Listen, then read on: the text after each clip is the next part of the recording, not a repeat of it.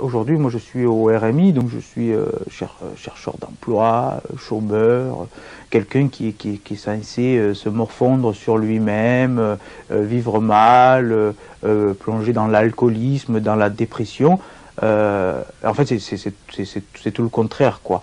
Tout le contraire. Si je plongerais dans l'alcoolisme, c'est parce que je fais souvent la brègue avec des collègues et que voilà, et que finalement on se rencontre souvent au bistrot. Ce serait ça la raison, mais pas parce que je serais triste. Effectivement, j'ai pas de travail salarié. J'ai pas. Si on me pose la question, mais qu'est-ce que vous faites dans le sens travail? Est-ce que vous êtes docteur, avocat, ouvrier? J'ai pas de catégorie socio-professionnelle. Par contre, mon existence sociale est super riche, quoi. Je côtoie beaucoup de monde, je suis connu dans mon quartier, reconnu dans ma ville pour ce que je fais. Pour moi, la question, elle est là, la question super importante, c'est est-ce que socialement quelqu'un existe? Parce qu'on existe aussi sur le regard des autres, on existe dans les rencontres que l'on fait.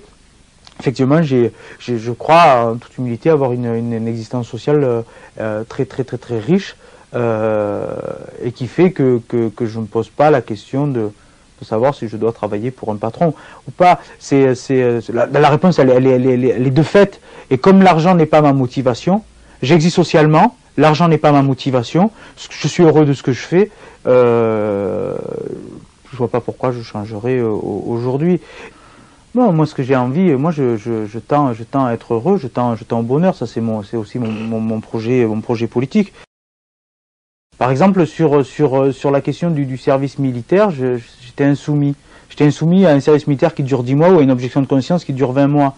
Donc très aisément, quelque chose qui dure 40 ans ou 50 ans, c'était d'autant plus facile. Donc si j'ai été insoumis au service militaire parce qu'il y avait plein de valeurs qui m'allaient pas, et surtout le fait qu'on me demande de faire quelque chose pendant une année sans mon consentement, sans que je puisse avoir prise sur ce que je faisais, on peut facilement imaginer que si on me propose un service militaire ou un service de travail obligatoire de 40 ans, j'y refuse d'autant plus.